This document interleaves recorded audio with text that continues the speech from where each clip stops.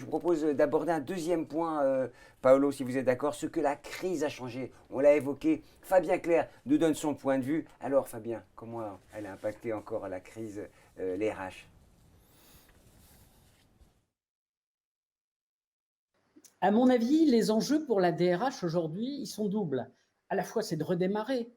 On est bientôt à la sortie de la phase la plus intense du troisième confinement. Et puis, le deuxième enjeu, ça sera d'intégrer les transformations profondes en cours dans l'entreprise. Alors, redémarrer, c'est quoi? C'est fixer les règles sanitaires post-confinement. Sécuriser, bien sûr, qui est l'autre versant du volet sanitaire, sécuriser les salariés sur le plan sanitaire, avec, pour les entreprises peut-être les plus importantes, l'accès à la vaccination sur le lieu de travail ou via les services de santé au travail, le respect de la distanciation sociale, remettre de la confiance, je dirais, sanitaire dans l'entreprise. Débriefer aussi, qui sera sans doute une phase très importante pour reconstruire l'avenir. Débriefer cette période de crise, analyse des bouleversements en cours, l'écoute, le recueil des besoins qui pourront peut-être être manifestés par les parties prenantes, et je pense aussi aux partenaires sociaux, sur le sujet. Et puis le deuxième volet, on l'a dit, c'est intégrer les transformations profondes en cours dans l'entreprise. Alors, transformation du cadre de travail, on l'a vu, on a gagné un temps considérable dans la progression du télétravail, le flex office, et donc l'adaptation du management avec ces nouveaux formats de travail. Répondre aux besoins du collectif, peut-être avec le besoin de réinventer des moments collectifs. À la sortie de ce troisième confinement, là, on aspire collectivement à retrouver du collectif. Porter des perspectives aussi, je pense en particulier aux secteurs les plus impactés, des perspectives socio-économiques, identifier les gisements de nouveaux business, les éventuels pans en décroissance, avec parfois l'accompagnement des sorties. Sous quel format? Le déclin, ponctuel ou durable. Les accords APLD pouvaient être une réponse ponctuelle. Et puis, voir des plans sociaux. Hein, on sait que, et on les attend, enfin, la phase pendant laquelle on va assister au retrait progressif des aides, passer l'engouement j'allais dire la libération, de la reprise de l'été, on verra ce que donne l'automne, et on sait que certains gisements d'activité seront impactés par des plans sociaux, et puis peut-être l'adaptation aux nouvelles règles et modalités du dialogue social. Merci Fabien, toujours éclairant ce que vous nous dites, c'est intéressant. Alors avec vous Paolo, je vous propose de passer en revue les compétences attendues hein, pour les RH parce qu'elles sont nouvelles, elles sont nombreuses, elles sont parfois, elles disruptent hein, dans le milieu des RH et on les a listées. Vous les avez listées parce que c'est vous les six l'expert. Alors je propose de commencer. Oui, merci beaucoup. Effectivement, il y en a beaucoup. Être DRH aujourd'hui, faire partie de la communauté des ressources humaines, c'est un métier éminemment technique, mais c'est aussi un métier d'accompagnement. C'est-à-dire qu'on accompagne l'organisation, on accompagne la direction générale, on accompagne les partenaires sociaux, on travaille avec eux et on accompagne les collaborateurs au quotidien. Ce qui a marqué cette période, c'est l'accompagnement du changement et des transformations. On a vécu un changement subi, comme on n'a jamais vécu, et il a révélé tout un tas de phénomènes, et notamment l'accélération de la digitalisation qui était déjà en cours dans les entreprises. Et donc on a dû travailler à distance et mettre en œuvre tous les outils, toutes les démarches de manière en 15 jours. Contrainte, en 15 jours, répétées, en pointillés, et avec un rituel qui s'est mis en place.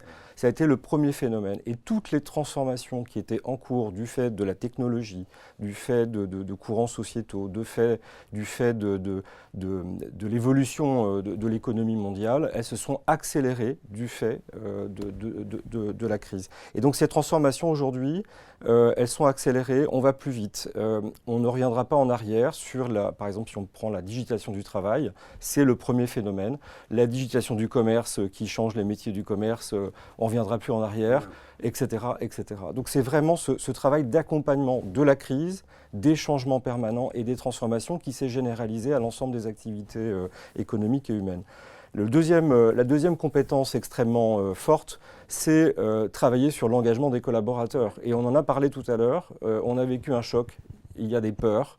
Et donc comment réengager des collaborateurs dans un contexte qui reste difficile au quotidien, avec des collaborateurs qui vont exiger, qui vont demander de la sécurité, qui vont demander un cadre de travail différent, plus flexible, plus souple, et qui vont avoir d'autres demandes.